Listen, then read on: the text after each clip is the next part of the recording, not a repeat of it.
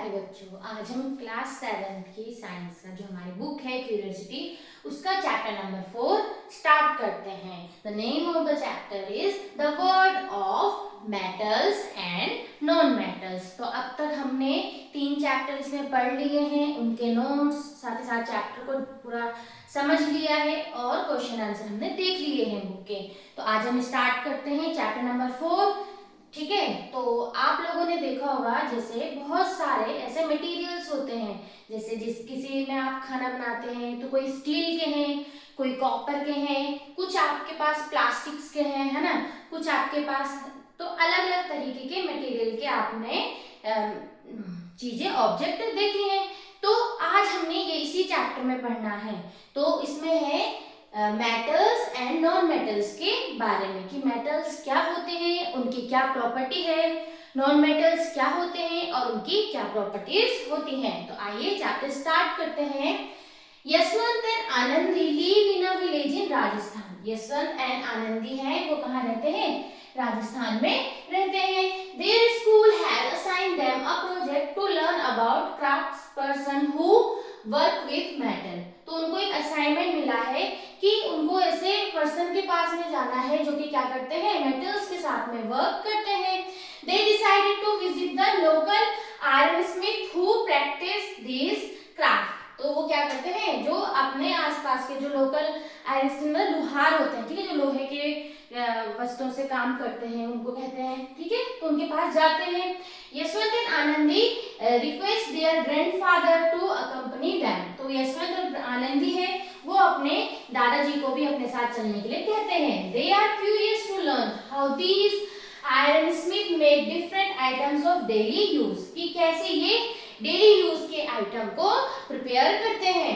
They interact with an elderly craft person Sudarshan uncle. उन्होंने Yashwant which item do you generally make. तो वो उनसे पूछते हैं कि आप जनरली कौन कौन से आइटम्स बनाते हैं। तो सुदर्शन कहते हैं generally we make items of daily use. हम डेली यूज के आइटम्स बनाते हैं, सच एज फ्लैट पेन्स तवा, ठीक है, बकेट्स बाल्टी, टोंग्स यानी कि चिमटा, and farming tools like spades, axes, trowels and rakes. यानी कि वो क्या करते हैं, जो डेली यूज की चीजें हैं जैसे कि तवा हो गया, बाल्टी हो गई, और साथ ही साथ जैसे जो खेती में काम आते हैं वो वाले मटेरियल भी वो बना के क्या करते हैं, तैयार करते हैं। तो आनंदी कहती है what material are they made of. तो किस टाइप के मटेरियल से बनते हैं, ये जितने भी ऑब्जेक्ट हैं ये किस टाइप के मटेरियल से प्रिपेयर होते हैं। तो यहाँ पे देखिए कैसे ये आनंदी है, यशवंत अपने दादाजी के साथ गए हैं और ये इनसे पूछ रहे हैं कि आप कैसे करते हैं। Now Sudarshan we use iron metal to make these item. इन सब आइटम्स को बनाने के लिए हम आयरन मेटल का यूज करते हैं, लोहे का। We use wood to prepare handles whenever required. और हम क्या करते हैं, वुड जैसे आपने देखा होगा तवा है तो किसी उसका हैंडल किसका बना होता है, वुड का बना होता है, या तो वो किसका होता है, प्लास्टिक का होता है। तो वो यही बता रहे हैं। Additionally we use coal in our furnace to heat them. और इनको हीट करने के लिए हम कोल का यूज करते हैं।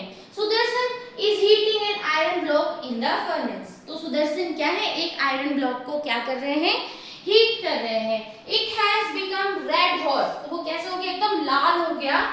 He start beating it hard with a hammer। अब जैसे वो एकदम लाल हो गया उसने क्या किया, उसको हैमर से बीट करना स्टार्ट कर दिया, हथौड़े से।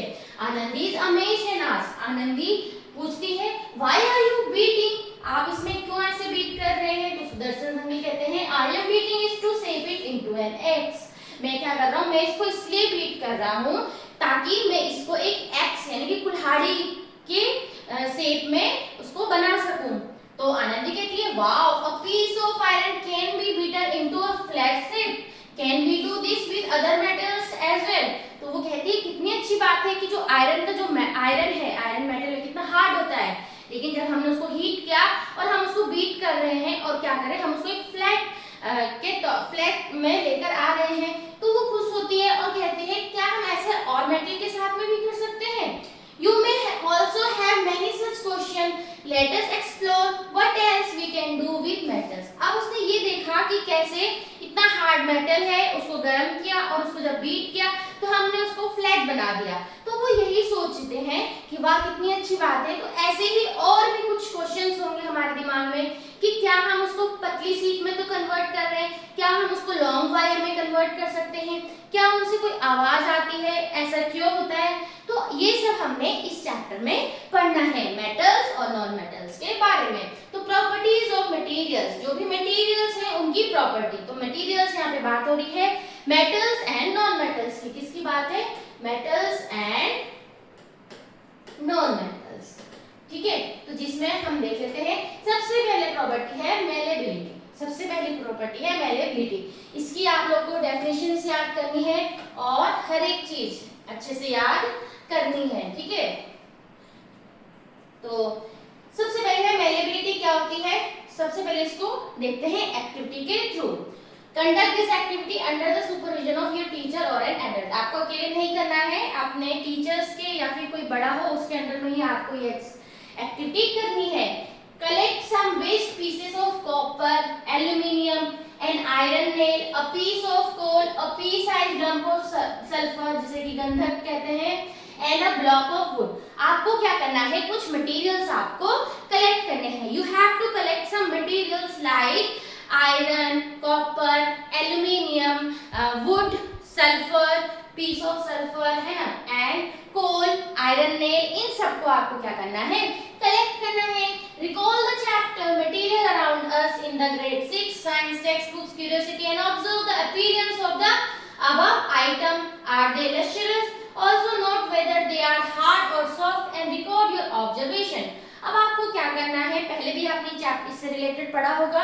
आपको ये देखना है कि इनमें से कौन से ऐसे जो लस्टरस हैं यानी कि जिनमें थोड़ा बहुत चमक है, और साथ ही साथ कौन से मटेरियल्स आपको हार्ड लग रहे हैं और कौन से मटेरियल आपको सॉफ्ट लग रहे हैं। Now place each of these item one by one on any hard surface and beat them with a hammer. आपको क्या करना है, जैसे यहाँ पे आपको दिखाया गया है कि हैमर लिया गया है और उसके थ्रू आपने क्या करना है, वन बाय वन। जैसे कि अभी यहाँ पे क्या रखा है, आयरन नेल है ना, लोहे की कील है। बाद में यहाँ पे वुड का पीस रख के देखना है, सल्फर रख के देखना है, और आप फिर ऐसी अलग अलग चीजें रख के आप यहाँ पे देखेंगे। जैसे कॉपर आप यहाँ पे रख के देखेंगे और उनको क्या करना है, one by one you have to beat with hammer. आपको हैमर से इसको बीट करना है। रिकॉर्ड योर ऑब्जर्वेशन, और फिर क्या देखना है, do the object become slightly flattened और do they break into pieces. जब आप उनको बीट करेंगे तो आपको देखना है कि क्या वो फ्लैट हो रहे हैं धीरे धीरे, या वो सीधा जैसे हम उसको बीट कर रहे हैं वो ब्रेक हो रहा है, वो टुकड़ों में टूट रहा है। तो ये सब चीजें हमने क्या करनी है, रिकॉर्ड करनी है। चलो देख लेते हैं। Now appearance, hardness, effect of hammering on different objects और मटेरियल, ये सब आपने इसमें देखना है। देखते हैं, ऑब्जेक्ट है पीस ऑफ कॉपर। ठीक है, ऑब्जेक्ट क्या है, पीस ऑफ कॉपर। तो इसको जो अपीयरेंस है वो कैसा होगा, आप अपने हिसाब से आप ऑब्जर्व करेंगे और यहाँ पे लिखेंगे लस्ट्रस, यानी कि उसमें थोड़ा चमक है। हार्ड है या सॉफ्ट है, तो हार्ड है। इफेक्ट ऑफ हैमरिंग, आप एक्टिविटी किए तो वो कैसा हो जाएगा, फ्लैटन्स, यानी कि फ्लैट होने लगेगा। ठीक है, now the second one is peace of aluminium, it is also lustrous, also hard, and ये भी कैसा हो जाएगा, फ्लैटन्स। ठीक है, now the next one is iron nail.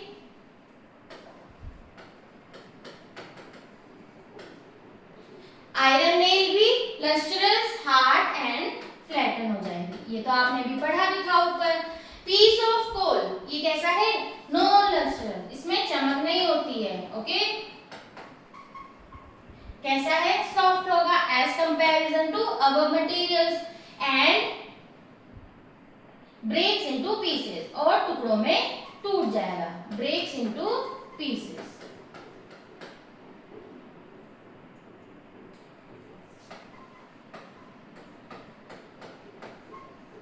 तो ये हो जाएगा। सिमिलरली इसके साथ में lump of sulphur, lustrous, soft and break into pieces, वैसे ही वुड के साथ में भी होगा। तो आपने क्या देखा, यहाँ पे आपने क्या देखा कि कुछ मटेरियल ऐसे हैं जो कैसे होते हैं, लस्ट्रस होते हैं, यानी कि उनमें चमक होती है।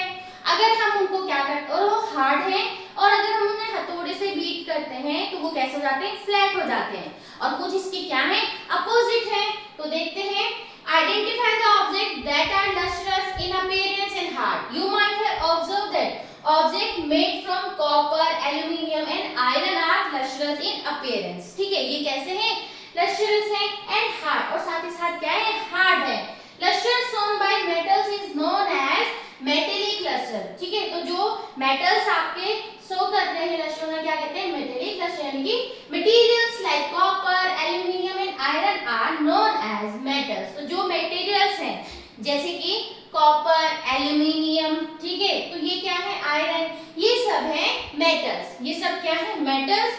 और जो आपके दूसरे मटेरियल थे like coal, sulfur and wood are non-lustrous and not as hard as metal. It means these are non-metals. तो इस यहाँ पे ये जो एक्टिविटी की आपने, इससे आपको क्या समझ आया कि जो मेटल्स हैं, ठीक है, मेटल्स हैं वो क्या है, हार्ड है, और साथ ही साथ कैसे हैं, लस्ट्रस हैं, और वो कैसे जाते हैं, जब हम उन्हें हथौड़े से बीट कर रहे हैं तो वो फ्लैट हो रहे हैं। और साथ हमने ये देखा, और नॉन मेटल्स इसके अपोजिट हुए। तो are all metals hard and solid. अभी तक हमने देखा कि मेटल्स क्या है, हार्ड है और क्या है, सॉलिड है। Not really. तो क्या सभी मेटल्स, जितने मेटल्स हैं, all are hard and solid, क्या सभी हार्ड है और सभी सॉलिड है? Not some metals like sodium and potassium are soft that they can be cut into a knife. यहाँ पे देखो, हर एक मेटल सॉफ्ट, हर एक मेटल हार्ड नहीं है। आपके पास दो एग्जांपल हैं, और ये क्वेश्चन में भी आ जाता है कि विच मेटल्स आर सॉफ्ट। ठीक है, तो सोडियम एंड पोटेशियम जो ये मेटल है, ये दो मेटल ऐसे हैं, ये इतने सॉफ्ट होते हैं कि आप इनको चाकू की हेल्प से भी क्या कर सकते हैं, कट कर सकते हैं। चाकू की हेल्प से भी आप इसको कट कर सकते हैं। There is one metal, mercury, that is found in liquid state at room temperature, which you might have seen in thermometers.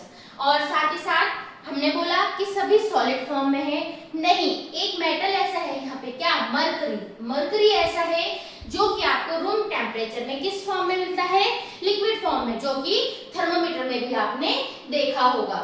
Which object did you find become flat on beating with a hammer? अब आपने देखा कि कौन से ऐसे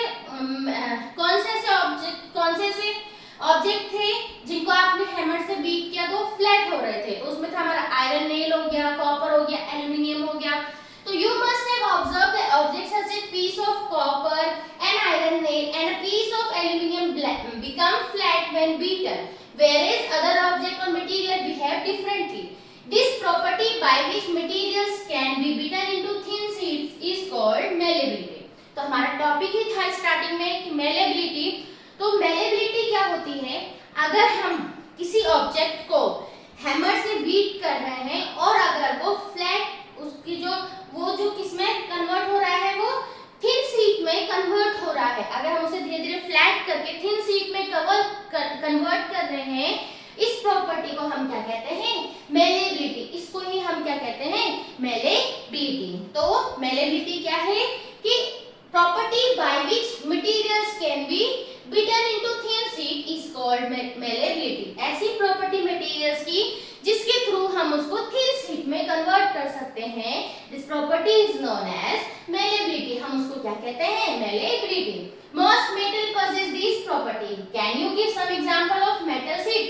You might have seen thin silver foil on some sweet and aluminum foil used for wrapping food items. अब आपने देखा होगा, कभी आपने मिठाई देखी होगी और उसके ऊपर एक चमकदार सी परत होती है, कभी लगी होती है, तो वो क्या होती है, वो होती है सिल्वर फॉइल। क्या होती है वो, सिल्वर फॉइल, यानी कि सिल्वर कितनी पतली शीट में कन्वर्ट किया है। और साथ ही साथ आप लोगों ने देखा होगा कि हम क्या करते हैं, एल्यूमिनियम फॉइल यूज करते हैं खाना रखने के लिए ना, खाने को रैप करने के लिए। तो एल्यूमिनियम फॉइल, एल्यूमिनियम है, तो देखो एल्यूमिनियम को कितनी पतली शीट में कन्वर्ट किया है, तो वो कौन सी प्रॉपर्टी है आपकी, मेलेबिलिटी। ये किसकी वजह से हुआ, malleability. These are formed due to malleability. Gold and silver are the most malleable metals. अगर आपसे पूछा जाए which metals are most malleable, तो gold and silver। तो जो गोल्ड और सिल्वर है वो सबसे ज्यादा क्या है, malleable है। ठीक है।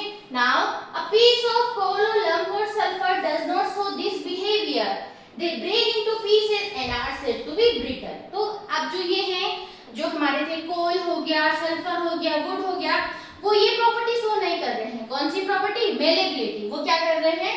वो पीसेस में कन्वर्ट हो जाते हैं, तो इसलिए हम उनको क्या कहते हैं? ब्रिटल। उनको हम क्या कह रहे हैं? Brittle. On the other hand wood neither get flattened into a sheet nor break into pieces, therefore wood is neither malleable nor brittle। तो जो wood है, ठीक है, याद रखना, अभी हमने देखा कि जो कोल है और जो सल्फर था वो आपका पीसेस में कन्वर्ट हो रहा था, इट मींस वो क्या है? ब्रिटल है। जो ऊपर थे यानी कि कॉपर, एल्यूमिनियम, वो आपके फ्लैट शीट में कन्वर्ट हो रहे हैं, वो क्या थे? मेलेबल थे। लेकिन वुड है, वुड को अगर हम हैमर से करते हैं तो एकदम से ना ही वो ब्रेक शीट में कन्वर्ट होना है, ना ही वो एकदम से पीसेस में कन्वर्ट होता है। तो ये ना तो ये मेलेबल है और ना ही ब्रिटल है। इतना समझ आया? Now the next one is holistic land, the impact of iron on the progress of civilisation of India. अब इंडिया की सिविलाइजेशन में आयरन का क्या रोल है? In the grade 6 social science text book exploring society India and beyond, you learn about the Harappa. आपने SST की book में पढ़ा होगा हड़प्पा के बारे में। They knew how to use metal like copper and gold. उनको पता था कि कैसे हमने इन मेटल्स को यूज करना है। They use these metal to make various object from utensil to jewellery. वो इससे क्या करते थे? बहुत सारे ऑब्जेक्ट्स बनाते थे like utensils and jewellery. However, you would hardly find any evidence over the Harappa using a very prominent metal iron which you see a lot around you today। ठीक है, उस समय में आयरन इतना नहीं था जितना कि अभी हम देखते हैं। This is because it took a long time before iron was used in day-to-day activities। However, once the use of iron gained prominence in the times that followed, it contributed significantly to the progress of civilization in India।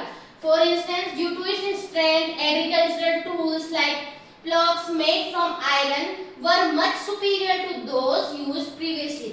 यानी कि पहले iron इतना use नहीं था, लेकिन जब धीरे धीरे आयरन का यूज हुआ तो देखा गया जो बाकी मेटल्स के कंपैरिजन में इसके जो ऑब्जेक्ट थे वो ज्यादा क्या थे? ज्यादा प्रोमिनेंस, ज्यादा इफेक्टिव थे। ठीक है, जैसे कि खेती अगर हम कर रहे हैं उसके लिए जो भी आप टूल्स यूज कर रहे हैं वो आयरन के थे, तो वो अच्छा वर्क कर रहे थे। Okay, now the ductility. अभी हमने देखी मेलेबिलिटी, जिसमें कि आपकी जो मेटल्स हैं वो थिन शीट में हम क्या कर रहे हैं? उनको कन्वर्ट कर रहे हैं। Now the next one is ductility. अब आपने देखा होगा मेटल्स की वायर्स बनी होती है ना, पतली पतली वायर्स होती हैं, तो वो किसकी वजह से है? ड्यू टू डक्टिलिटी, इस प्रॉपर्टी की वजह से। Now you might have seen wires of metals like copper or aluminium into electrical fittings। electrical fittings में आपने कॉपर और एल्यूमिनियम्स के मेटल्स देखे हैं। some ornaments like bangles, necklaces, earrings etc are made from metals wires। ठीक है, metal wires play important function in a variety of string musical instruments such as veena, sitar, violin and guitar। Guitar आपने देखा होगा कि बहुत सारी चीजों में क्या है? वायर्स यूज किए गए हैं मेटल्स के, वहां एग्जांपल दिए हैं। दिस प्रॉपर्टी ऑफ मटेरियल्स की ये property by which they can be drawn into wires is called ductility. इसकी डेफिनेशन भी आपको याद होनी चाहिए। किसकी डेफिनेशन है ये? डक्टिलिटी की। तो प्रॉपर्टी ऑफ मटेरियल्स की ऐसी property by which they can be drawn into wires, जिनके हम क्या कर सकते हैं? वायर्स में कन्वर्ट कर सकते हैं। इस प्रॉपर्टी को हम क्या कहते हैं? Ductility. The property of ductility is mainly possessed bye metals. तो ये जो डक्टिलिटी की प्रॉपर्टी है कौन दिखाता है? मेटल्स। जितने भी मेटल्स हैं वो डक्टिलिटी की प्रॉपर्टी को शो करते हैं। तो गोल्ड इज सो डक्टाइल। अब देखो गोल्ड इतना डक्टाइल, यानी कि हम इसको इतनी शीट में कन्वर्ट, इतनी पतली वायर में कन्वर्ट कर सकते हैं that 1 gram of it can be drawn into a 2 kilometer long wire। यानी कि हम इसका 1 ग्राम हम इसका लेंगे तो हम उसको लगभग 2 किलोमीटर बहुत होता है, ठीक है, 2 किलोमीटर तक हम उसको लॉन्ग वायर में कन्वर्ट कर सकते हैं। The ductile nature of metal enables for the creation of strainer with metal wire. अब आपने देखा होगा टी स्ट्रेनर, ठीक है, जिससे चाय छानते हैं, उसमें भी देखा होगा आपने वायर्स लगी होती है, पतली पतली वायर्स हैं, तो वो भी किस वजह से, इसी डक्टिलिटी वाली प्रॉपर्टी की वजह से। नाउ इतना समझ आया कि मेलेबिलिटी क्या हुई एंड डक्टिलिटी क्या हुआ। Have you ever seen wires made up of coal और सल्फर? क्या आपने कोल और सल्फर से वायर बने देखे हैं? Obviously no, we can say that coal and sulphur are not ductile. इसका मतलब क्या है, हम कोल और सल्फर से वायर ही नहीं बना पा रहे हैं, इसका मतलब वो डक्टाइल नहीं है। Now do you know that ropes made up of steels, a mixture of metal and non-metal wire, can be support heavy loads. Therefore, they are used in suspension bridges and in cranes to lift heavy object. जैसे कि यहाँ पे आपको दिखाया गया है। Now the next property is sonority. आपने अभी देखा malleability, second one is ductility. Now the sonority. Have you ever noticed the sound produced when a metal spoon or metal plate or metal coin is dropped on the floor? अब देखो आप लोगों ने क्या है, जैसे आपके पास कोई जैसे स्पून है, ठीक है, या कोई प्लेट है, आप उसको अगर नीचे ड्रॉप करेंगे, ठीक है, नीचे गिराएंगे, तो आपको क्या आती है, आवाज आती है, ठीक है। घुंघरू आपने देखे होंगे, उनमें से भी क्या आती है, आवाज आती है। तो ये क्या है, how it is different from the sound produced when a piece of coal or wood is dropped on the floor. कैसे ये साउंड डिफरेंट है, लाइक मैंने कोई स्पून लिया या कोई थाली है, कोई प्लेट है, उसको ड्रॉप किया तो इसकी एक अलग साउंड है, और अगर मेरे पास कोल है, वुड का पीस है, उसको ड्रॉप किया तो उसमें एक अलग साउंड है, उसकी साउंड उतनी तेज नहीं होती है जितनी कि हमारे पास मेटल्स वाले की साउंड है। तो ये क्या है, तो let us investigate. Be careful while dropping the object. Now activity है, आपने क्या करना है, ऊपर से ऑब्जेक्ट को नीचे ड्रॉप करना है, आराम से करना है। Take few objects such as metal spoon लेना है, कॉइन लेना है, पीस ऑफ कोल लेना है and a block of wood का एक ब्लॉक लेना है। Drop them one by one from a certain height. Do you notice any difference in the sound produced by these object? अब आपने क्या करना है, इन ऑब्जेक्ट को you have to drop one by one. जैसे कि मान लो पहले मेटल स्पून, देन कॉइन, आपने फिर वुड डाला, फिर आपने कोल फेंका, तो देखा कि इनमें से आपने नोटिस क्या होगा कि जो ये मटेरियल्स हैं इनसे डिफरेंट साउंड आपको मिलती है। Now you would observe that the metal spoon and the metal coin produce a ringing sound while the coal and wood on the other hand produce dull sound. आपने देखा होगा कि जो मेटल्स का है, जैसे कि स्पून हो गया, कॉइन हो गया, उससे क्या है, एक रिंगिंग साउंड आएगी, और जो आपका कोल हो गया, वुड आएगा, उससे एक डल साउंड, उतनी तेज साउंड नहीं आती, डल साउंड आएगी। This property of metal that enables them to produce a ringing sound is called sonority. It means तो ये क्या प्रॉपर्टी है, ऐसी प्रॉपर्टी मेटल्स की जिसके थ्रू वो रिंगिंग साउंड प्रोड्यूस करे, is called sonority. इस प्रॉपर्टी को हम क्या कहते हैं, sonority. And metals are said to be sonorous in nature. तो जो मेटल्स हैं, मेटल्स आर सोनोरस, क्योंकि उनसे एक रिंगिंग साउंड प्रोड्यूस होती है। नाउ यहाँ पे जैसे आपका कथक कर रहे हो, जिन्होंने क्या पहने हुए हैं, घुंघरू पहने हैं। Oh, the ringing sound of my घुंघरू is also due to the sonority of metals. Metals की इस प्रॉपर्टी की वजह से, due to sonority, कि वो रिंगिंग साउंड प्रोड्यूस कर रहे हैं, साउंड प्रोड्यूस कर रहे हैं, तो वो इसकी वजह से कर रहे हैं। And now I understand the ringing sound of school bell is due to the sonority of metals. ठीक है। Now the next one is conduction of heat. तो आज हम इतना ही इसको रखते हैं। तीन हमने प्रॉपर्टी देखी, मेलेबिलिटी, ठीक है, मेलेबिलिटी, डक्टिलिटी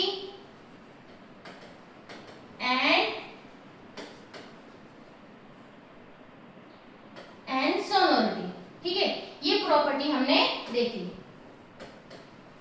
कि metals are malleable, ductile and sonorous, while the non-metals are not malleable, not ductile and not sonorous. तो इस चैप्टर में अभी हमने ये देखा जो कि हमारा है मेटल्स एंड नॉन मेटल्स वाला।